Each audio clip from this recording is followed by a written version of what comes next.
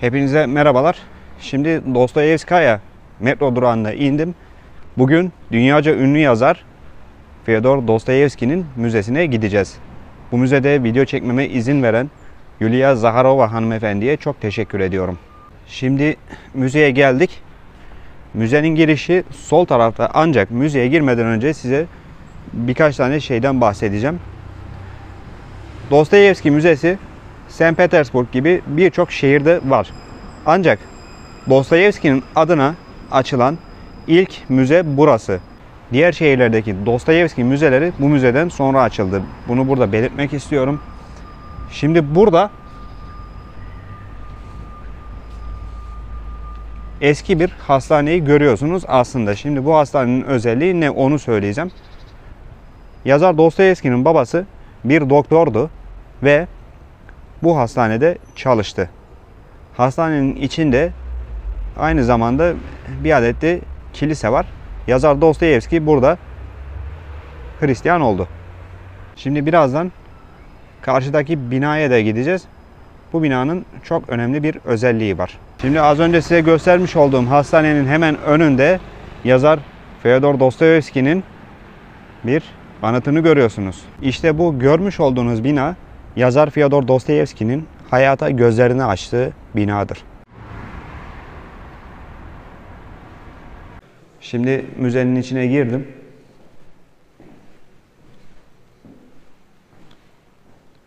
Burada şimdi sizlere önemli şeyler göstereceğim. Burada suçluların çalışma şartlarını anlatan tablolar var. Tam üstte de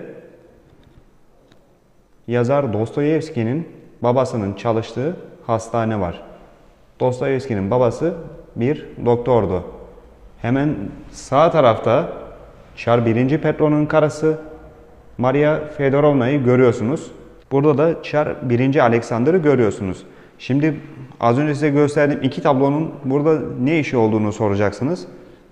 Çar 1. Petro'nun karısı az önce size gösterdiğim hastanenin yapılması için Çar 1.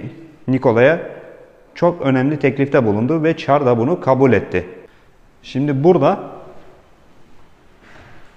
hastanenin, müzenin ve yazar Dostoyevski'nin doğduğu evin planını görüyorsunuz. Az önce size gösterdiğim planın hemen alt tarafında Çar 1. Petro'nun karısının hastanenin açılmasına yönelik mektubu var. İmzalar tamamen orijinal. Şimdi burada yazar Dostoyevski'nin annesini ve babasını görüyorsunuz. Burada da yazar Dostoyevski'nin amcası ve teyzesi var. Hemen sağ tarafa döndüğümüzde yazar Dostoyevski'nin burada kardeşlerini görüyorsunuz. Şimdi burada da Dostoyevski ailesinin beraber yemeklerde kullandığı malzemeleri görüyorsunuz. Bu sağda gördüğünüz bir şekerlik. Alt tarafta da tabaklar var. Burada bir adet fincan görüyorsunuz. Şimdi burada da yazar Dostoyevski'nin ninesini ve dedesini görüyorsunuz. Hemen burada sağ tarafta eski Rusça ile yazılmış bir kitap var.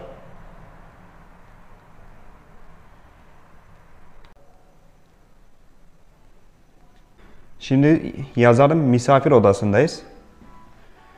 Yazar burada misafirlerini ağırlıyordu.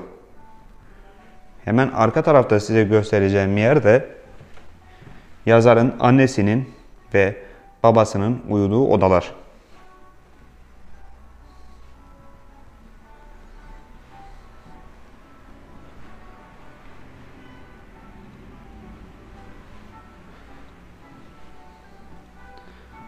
Şimdi buradaki tabloda da Borodino Savaşı'nı görüyorsunuz. Bu tablonun burada olmasının sebebi de şu: yazar Dostoyevski'nin babası Borodino Savaşı sırasında orduda doktorluk yapmaktaydı.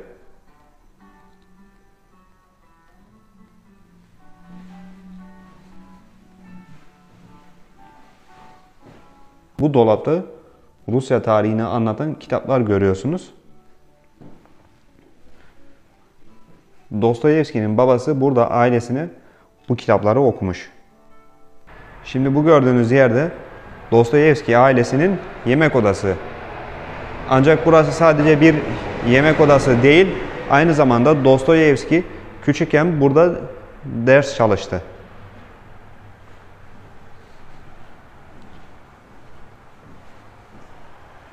Şimdi burada yazar Dostoyevski'nin abisinin kullandığı masayı görüyorsunuz. Yazar Dostoyevski'nin abisi şu an size bu üstte göstermiş olduğum 3 kitaptan matematik öğrendi.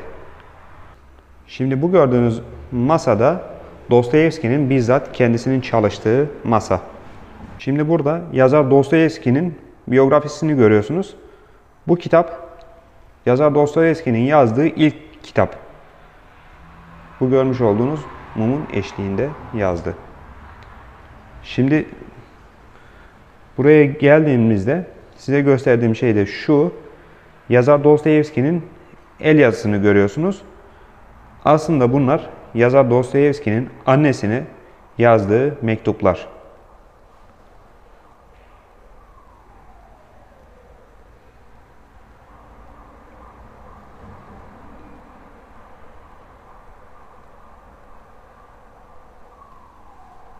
Bu görmüş olduğunuz tabloyu da yazar Dostoyevski'nin kardeşi Mihail Dostoyevski çizdi.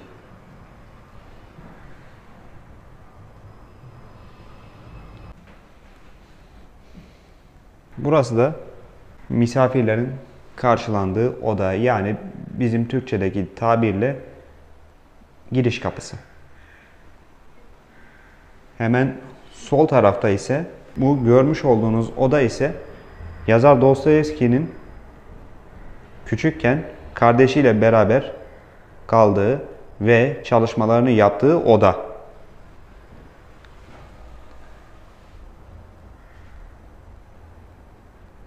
Yazar Dostoyevski ve onun erkek kardeşi bu görmüş olduğunuz sandıkların üstünde uyudular.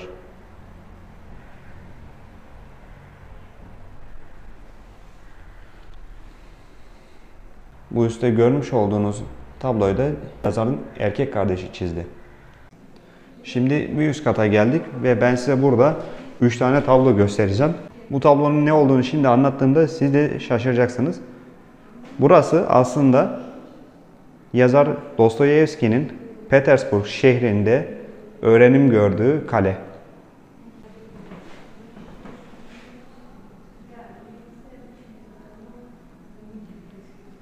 Şimdi burada Dostoyevski'nin gençlik fotoğrafını görüyorsunuz. Hemen burada karşıda Dostoyevski'nin yazdığı ilk romanların kahramanlarını görüyorsunuz.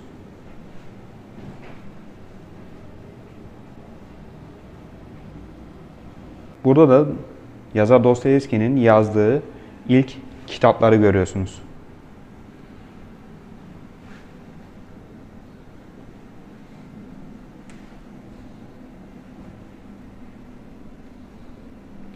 Burada yine yazarın yazdığı ilk kitaplardan bir tanesi var. Bedniye Ludi. Size az önce aşağıda kötü şartlarda çalıştırılan suçluları göstermiştim. Dostoyevski o suçlulardan esinlenerek bu kitabı yazdı.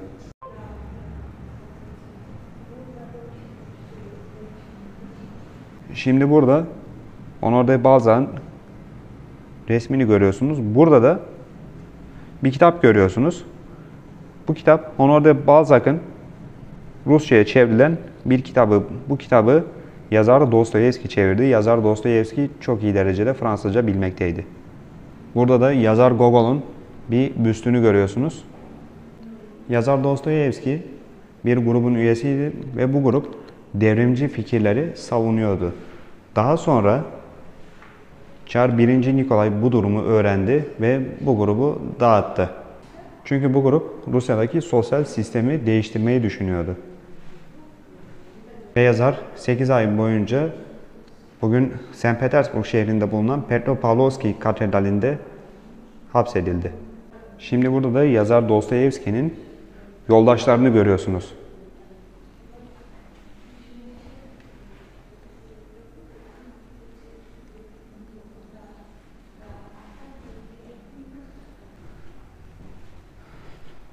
Şimdi burada da yazar Fyodor Dostoyevski'nin Petersburg'da tatil yaptığı dönemlerde yazmış olduğu Vremya isimli dergiyi görüyorsunuz.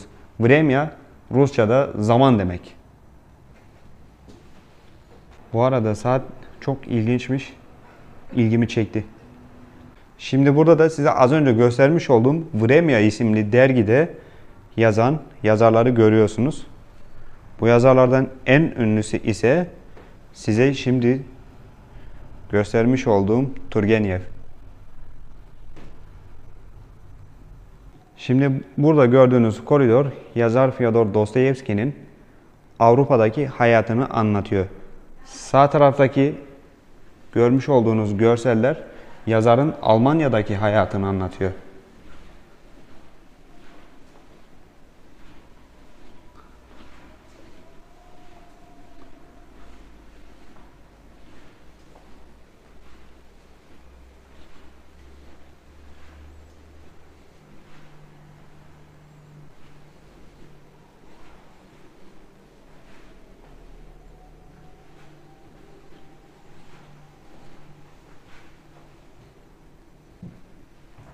Şimdi bu kapının sol tarafında gördüğünüz görseller ise yazarın İtalya'daki hayatını anlatıyor.